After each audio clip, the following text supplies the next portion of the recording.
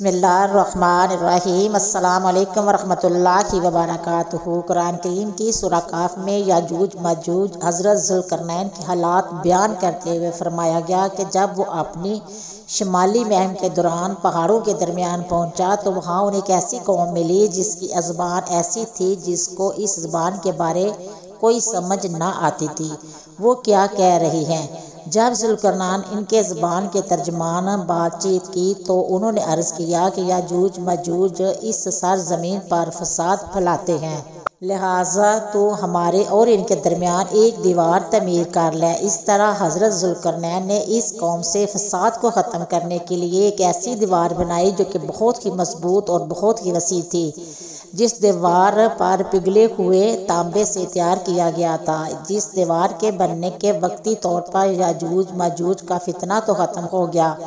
جب یہ دیوار مکمل ہوئی تو حضرت ذوالقرنین نے اللہ تعالیٰ کا شکر ادا کیا کہ اللہ تعالیٰ تیرا لاکھ لاکھ شکر ہے کہ تو نے ان لوگوں سے دوسرے لوگوں کو محفوظ فرما لیا۔ حضرت ذوالقرنین نے لوگوں کو یہ بھی آگاہ کر دیا تھا کہ یہ دیوار بہت ہی مضبوط بنی ہے، لیکن اس دنیا میں جو بھی چیز بنائی گئی ہے ایک نہ ایک دن اس کو ختم ہونا ہی ہے۔ جب میرا رب کا حکم ہوگا تو یہ دیوار گر جائے گی۔ یاجوج ماجوج کے بارے میں یہ سوال کیا جاتا ہے کہ یاجوج ماجوج کس نبی کی اولاد ہے۔ یاجوج ماجوج حضرت نوح علیہ السلام کے تیسرے بیٹے یافس کی اولاد میں سے ہیں۔ مفسرین کا کہنا ہے کہ یاجوج ماجوج انسانی نسل کے دو بڑے قبیلے گزرے ہیں جو ارد گرد کے لوگوں پر بہت ہی ظلم کیا کرتے تھے۔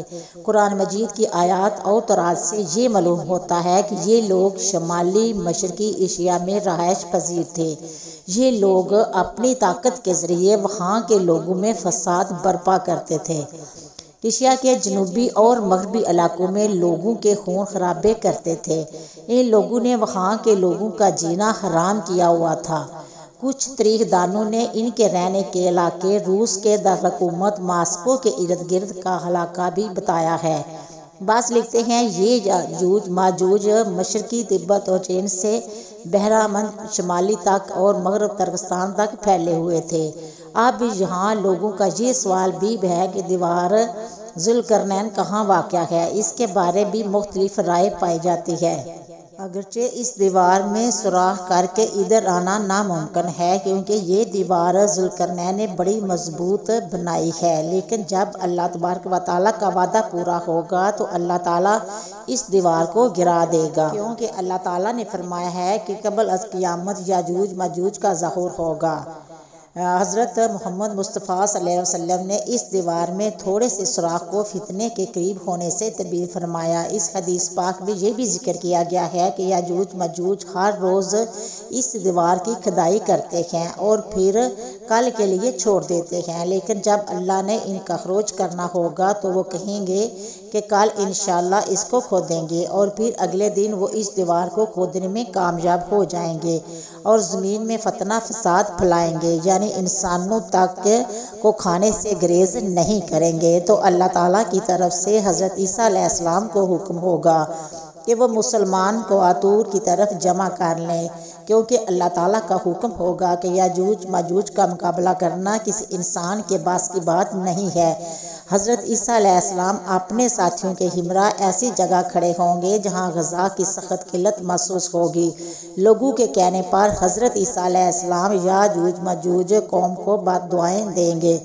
حضرت عیسیٰ علیہ السلام کی بد دعا سے اللہ تعالیٰ یاجوج ماجوج قوم کی گردنوں اور کانوں میں کیڑے مکوڑے پیدا کر دے گا، جس کے پھٹنے سے یاجوج ماجوج کی بربادی ہو جائے گی۔ یہ سب مر جائیں گے، ان کی لاشیں پوری زمین پر پھیل جائیں گی۔ پھر حضرت عیسیٰ علیہ السلام کی دعا اللہ تعالیٰ سے دعا کریں گے تو اللہ تعالیٰ اونٹ کی گردنوں کے برابر پرندے زمین پر اتارے گا جو ان کی لاشوں کو زمین سے غائب کر دیں گے۔